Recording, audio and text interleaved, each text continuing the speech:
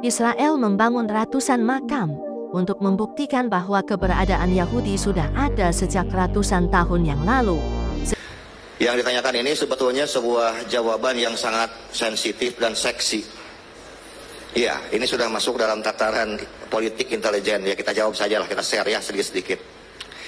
Pertama, sebelum saya jawab, saya ingin menghaturkan terima kasih banyak kepada saudara-saudara saya yang berada di Bali, wabil khusus para saudara saya yang beragama Hindu, wabil khusus pada anak agung. Kami sebagai minoritas di Pulau Bali sudah dirangkul, banyak dibantu dalam berbagai hal, sudah barang tentu ini adalah cerminan asli putra-putri Nusantara. Adapun tentang yang ditanyakan tadi, saya ingin kembali menyitir sebuah hadis sahih dari Nabi Muhammad SAW. Man tasabaha biqaumin fahuwa minhum. Semua insya Allah hafal hadis ini. Tapi hadis ini bukan hadis biasa. Hadis ini adalah hadis yang luar biasa dan penjelasannya begitu dalam. Dikatakan man tasyabaha, barang siapa yang menyerupai, maksudnya barang siapa yang memiliki tasyabuh, memiliki sifat-sifat, perilaku, karakter sebuah kaum, sebuah kelompok, fahuwa, kalimatnya fahuwa, berarti kalimatul muqayyad, diikat oleh Nabi, pasti, kata Nabi, dia termasuk bagian itu. Tahun 2009 sampai tahun 2015 yang kita temukan data bahwa di tanah Filistin atau Palestina yang kita sebut sekarang dengan negara Palestina, terdapat pembangunan makam-makam palsu sejumlah 5.000 makam. Dari tahun 2009 sampai tahun 2015 yang baru ketahuan dan bisa dibongkar baru 500 makam. Dan makam-makamnya kosong semua. Sekarang kita bandingkan dengan yang terjadi di Indonesia. Kalau kita mengacu kepada hadis ini artinya ada kesamaan gerakan, ada kesamaan pola. Man tasabah bi kaumin. Jadi kita artikan siapa saja, kita ringkas saja hadis ini, siapa saja yang berperilaku, yang memiliki sifat.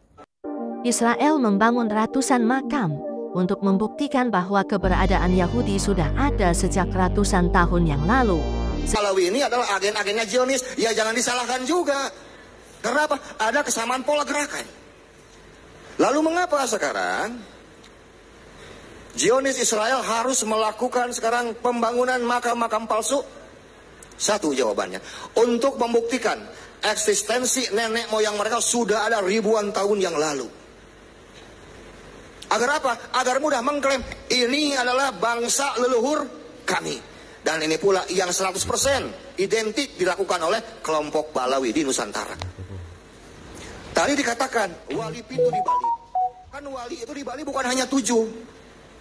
Wali pitu, kemudian dibalawikan, hati-hati, nanti bukan jadi wali pitu, wali nipu Balawi itu.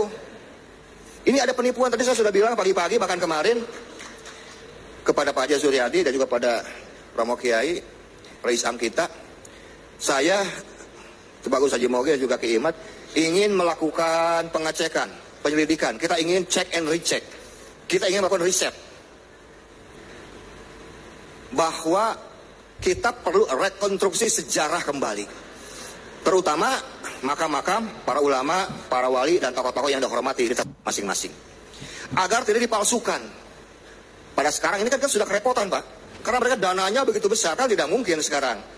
Dengan ribuan makam yang dibangun tidak pakai biaya, pasti ada dong yang membiayai kan begitu. Ya siapa lagi kalau orang-orang yang tidak bermaksud untuk menghancurkan kebudayaan sebuah bangsa, menghilangkan leluhur asli sebuah bangsa. Apakah kita tahu bahwa sekarang di Israel untuk menghilangkan makam-makam leluhur orang-orang Palestina zaman dulu itu dengan dibangun dengan jalan tol, jalan raya, dibangun gedung, mall. Nanti orang bilang, dulu kakek kamu, buyut kamu makamnya di situ tuh, di bawah mall. Terus kata cucunya, makamnya malah sekarang, iya di bawah mall. Bisa jadi bukti? Nggak bisa, karena yang terlihat mallnya.